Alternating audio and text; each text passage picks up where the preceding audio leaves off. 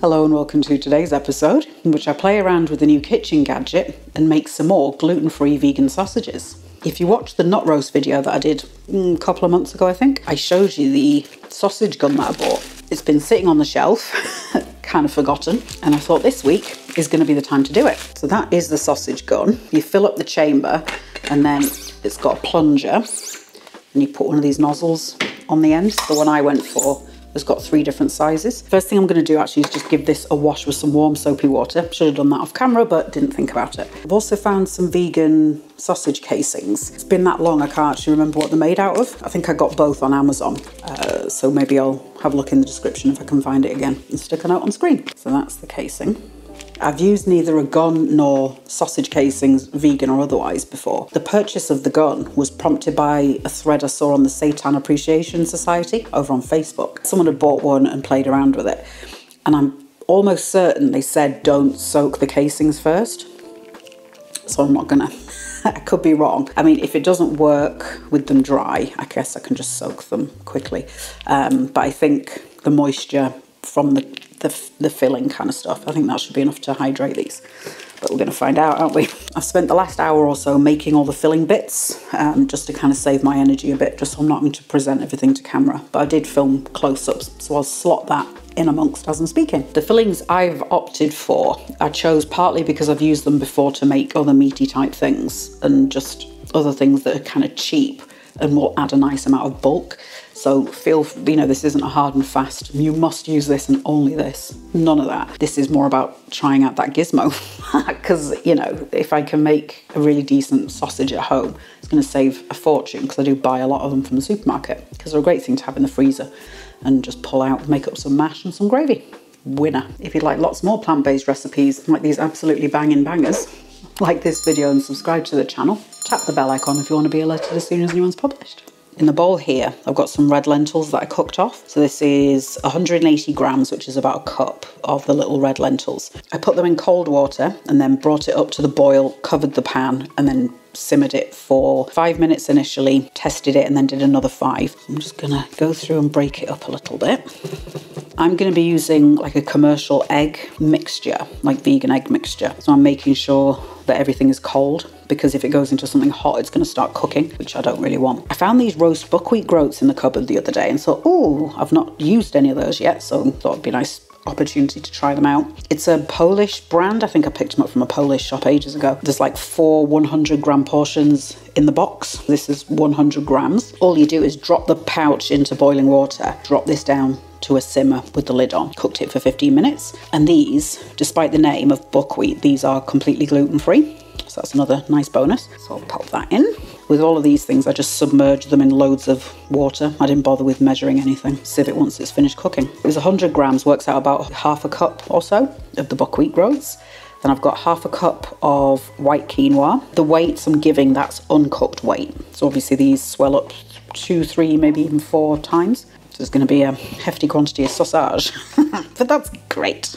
Okay, so I'll just mix this together a little bit. In this bowl here, I've got some brown rice noodles. They look like a shredded wheat if you're in the UK. All you do is put the dry noodles in a bowl, cover with boiling water, and put the lid on, and that's it. These were left over from when I made the gluten-free textured seitan. And there was also some little bits of summer roll wrapper. It's like a rice paper kind of thing. That has completely disintegrated, so I wouldn't do it the same way. I'd maybe do those separately, little bits at a time, or just cut it down really tiny into little bits and then put them in dry. All I'm going to do here is go in with a pair of scissors and just snip through it a little bit. I am also adding tofu into this, but I'm going to do that last. I'll explain more later. I'm going to add some herby flavoury bits in. I've got this tiny leek left over from making the leek and cheddar risotto last week, and this is much smaller than the other ones and wouldn't cook evenly, so I just chucked it back in the fridge. So I thought I'll stick that in. So I've given that a rinse and patted it dry. Divide that in half. So it's split, but I've kept the end attached just to make it a bit easy to hold. And I'm going to try and get this really fine. Got some fresh thyme, so I'm going to pick the little leaves off the stem. hold it from the top end and just pull down and they'll pop off nice and easily. Feel free to use dried herbs if you haven't got the fresh. I've just had these lurking in the fridge for ages. Right, so I've about hit my limit with picking the thyme. But there's probably 2 tablespoons-ish. I'm just going to run my knife through it a few times just to get slightly smaller bits. And then I've got some fresh sage as well. With the sage, I'm just going to stack them all on top, putting the kind of stem at the same level. And then I'm just going to go in real fine. So that should leave nice little shreddy bits, and I might go through that as well, just to break it down. I'm breaking it down more for kind of mouthfeel than anything else, just so you don't end up with a big strip of sage. I'm going to put some fennel seeds in, just like a heaped half teaspoon or so. That's just what I've got left in the jar. Really good amount of black pepper. I'm going to add some of this Massasoil beef flavour plant-based stock powder. I have used this already on the tofu, but I'll explain that in a moment. I'm just going to add a bit more because obviously there's a lot of bulk in here. So I'll start with, I think, 2 tablespoons. I'll do 2 teaspoons of onion powder, teaspoon of garlic powder. Got some beetroot powder here that I'm going to add, partly a little bit for colour, but mostly just to get a nice kind of deep flavour. I've got some massive chunks of it though, so I'm going to have to try and break those down. The beetroot's totally optional, or you could use pureed beetroot as well. It's just a nice thing to have for an instant bit of flavour and colour. I'm going to do, I think, a tablespoon of the beetroot. I'm just going to run it through this little sieve. I'm going to add some nutritional yeast for a bit of extra savoury flavour. I'll do like 2 tablespoons of that. I'm going to go in and mix this carefully, make sure I don't flick it everywhere. You'll notice I held off on the salt just because that stock powder's salty. So now that I've mixed everything in, I'll check it and see if it wants a bit of extra salt as well. No, that's fine. I'm not going to add any extra salt, but yeah, it's got really nice flavour. I'm going to add some carrageenan kappa. They make this from, I want to say, red seaweed. It's a gelling agent. You could also use agar-agar, that kind of thing. I'm going to use the carrageenan to partly to bind things together, but also any bits of remaining moisture from like the noodles, the lentils, that kind of thing will get absorbed into the carrageenan and it will form like jelly. So it's going to give a nice bit of kind of bouncy texture. I think I'm going to do a tablespoon of the carrageenan. Probably not essential. You know, I'm just using it because I've got a big quantity of it, but by all means try it without. Then I'll work this in. Now this is already holding its shape quite well, which is good. Might be a bit too wet though. I'm just wondering whether to add another tablespoon because the eggy stuff that I'm adding is also wet. I'll do another tablespoon.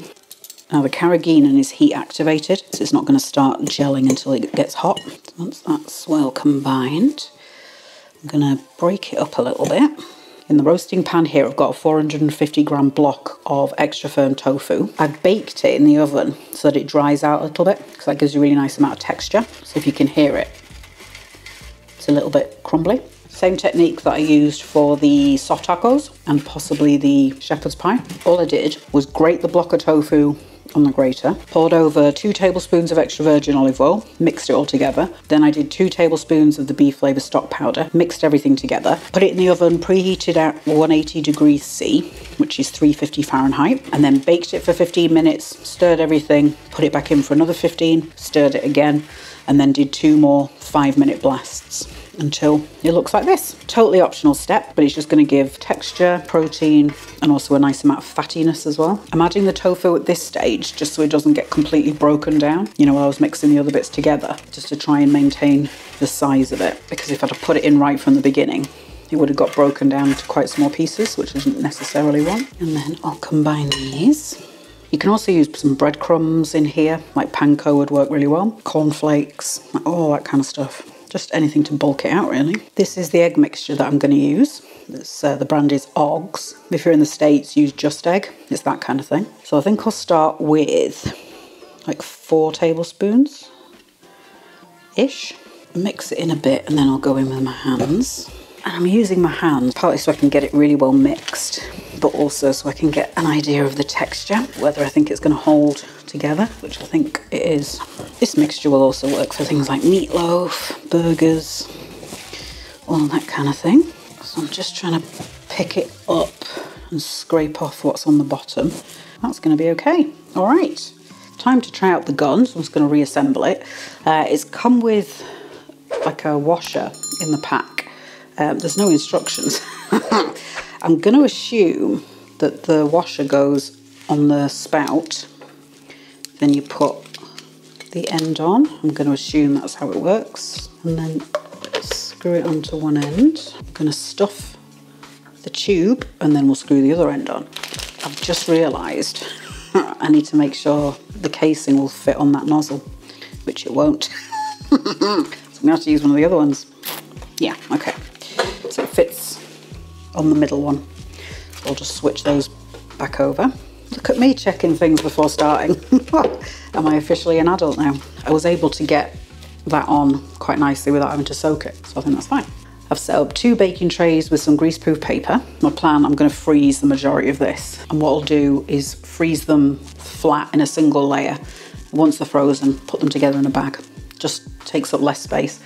But putting them all in the bag raw is just they're gonna distort and just be a pain. So I'm just kind of shoveling it in. So I imagine if you're into your DIY, this is going to be a similar process to caulking the bathtub. You know, doing the silicone sealant around the side. As I'm doing it, I can see the sausage coming into this bit. What I might do, if this does indeed work, I've got some sheets of Perspex, so I might even cut a disc and it can go on this end like a blank. So then I can force, fill up the chamber and then switch the ends out. So I think I'll do, depending on how many sausages I get out of it, I'll do like 1 gun's worth and then get those in the air fryer. And then I can do the rest off camera. I'm just going to clean off the threads just to, make sure I don't get any stuff jammed in there. And then we'll put the little plunger in and screw the top on. So I'm going to do, I don't know, some. Fit it onto the nozzle again. Ooh, it does split quite easily. Just be careful you don't try and push it on too far. We've got a Bam Bam. Hello, gorgeous boy. You gonna say hi? Hi. Sticking it against my belly and then just pushing it like that. Not the most comfortable thing, if I'm honest, but I'm gonna try and hold that one as well. Yeah, this is painful a bit. I'm gonna try standing a bit higher on a little step stool so I can dig it against my hip. Okay, so it has split. So what I might have to do is kind of force it down by hand. Right, let me chop that one off. But mistakes are how we figure things out, right? Push them in and then work it down. And it might actually, I might have to do one at a time, rather than doing like a big string of them like you'd see at the butcher. So I'm just kind of pinching it down, but trying not to be too aggressive. If you don't want to go at the expense of buying the gun, you could probably use a funnel or something like that. I mean, it's going to take a bit more effort and a bit longer, but I reckon you could get a similar kind of result. I don't know what that's going to pick up on camera. I want to try and avoid pockets like that because I've got a feeling. I was going to say, I think air pockets like that are going to, if it fills up with steam, it's going to cause a rupture. She says as she ruptures the casing. All right, but I've got at least 1 good sausage there. So what I'll do is cut that off there. So I'm just going to flatten off the outside and then twist it up. And then the other end. So I'm just pinching off the excess and then give it a good twist. I mean, that's a decent sized sausage, isn't it? Yeah, I might just do them one at a time because even though it feels like doing it in one string is quicker, by the time I've squeezed everything out, and constantly flattening it and all that kind of gubbins, I've got a feeling it's just going to be actually faster. I do like how this works. The one drawback is having to use my belly to do the plunger because I'm having to hold that one with one hand because this is going to get sore. All right, so I've got 6 sausages of varying sizes. I'm just going to prepare my air fryer. Got them sitting on a bit of grease proof. So I'm going to pop those into the air fryer. I've got those on for 50 minutes at 165. If you want to do them in the oven, just go maybe 180, something like that. I never fry sausages on the stove, so I don't know, maybe 12 minutes, and you're going to have to kind of constantly flip them over, that kind of thing, or do them on the barbecue, that sort of thing. In the meantime, I'll carry on doing this. The last sausage I did, I figured out if I brace the end against the wall, I can push backwards. I didn't have enough time to move the camera. So I'll maybe try and get a close-up while the other cameras are off. So I'll see you in a little bit. Here are the 6 little sausages, all cooked and looking, well, banging. When I looked into the air fryer, they looked a little bit dry, so I thought about maybe putting some olive oil on, just to make it glisten a little bit. But I think they're actually okay. The ends have come undone, not to a horrendous amount though, and I've got an idea of where I can ask for some more advice. So I've done the 6 there, I've got another 4 made up, and I've still got like 2/3 of the mixture. So I reckon there's going to be at least 30 sausages. So I reckon that mixture, the tofu is the most expensive part. I think that block is like £3. So, you know, a £5 for 30 sausages, not bad at all. The fiddliest part is getting the casing onto the nozzle. That's 100% the most annoying and fiddly. So it would be ideal to be able to do it longer ones. All that remains is to have a go. So I've picked one, so the skin, nice and tight and firm on there. Let's have a go. That's really nice. I had a fear that the skins were going to be really tough, but they're not at all. It just adds that nice sausagey snap. Show you the inside so you can kind of see the texture. So it's not just falling apart completely, although the casing's doing a nice job of holding everything in. Could do with maybe a bit more fat, so maybe do another 2 tablespoons into the mixture, as well as on the tofu. It needs to be a bit juicier as well, I think. In terms of other flavour combination ideas, I went kind of fairly basic on these ones. I put the herbs in mostly because I needed using, but I didn't know how well that mixture would work because I just pulled it out of thin air and memory of past recipes. I'll link to the ashimash, which is a Persian soup that I made a few weeks ago. I did a couple of toppings with it, and one of them was like really slowly cooked onions, and I think that would work really nicely in there, like a caramelized onion type thing. Let's pop those in. You could do leek and cheddar, so I would again shred down the leeks, do more leeks, you've got more flavor, and then do like, I don't know, cubes, or, you know, tear up a bit of extra mature vegan cheese. You could possibly take that into a kind of Greek kind of flavor direction. Get some frozen chopped spinach and do like drain it off quite well, and then do spinach and feta. That I think would work quite nicely in there because it would kind of steam away inside the sausage and it would provide extra moisture as well, which might be just the ticket. I've just remembered I kept some of the nut roast mixture back because I was going to make some sausages with that, and I've forgot, and it's in the freezer. So, but I'll link to that nut roast recipe in the description because that mixture would be delicious in here.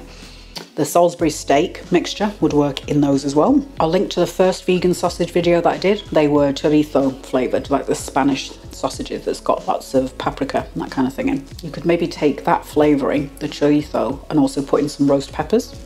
That would be very nice. Any other flavour ideas that come to mind, I'll stick those in the pinned comment for you. I'm going to grab myself a little beer, put a podcast on, and do the rest of the mixture up. So all that remains for me to say is a great big thank you to my supporters over on Patreon.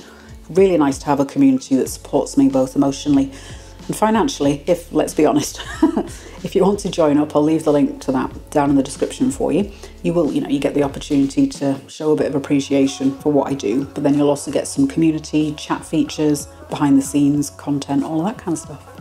If you'd like lots more plant-based recipes and kitchen gadget tryouts, like this video, subscribe to the channel. If you look for the little bell icon and give that a tap, you'll get an alert every time anyone's published. And then while you're waiting for the next one, have a look at this.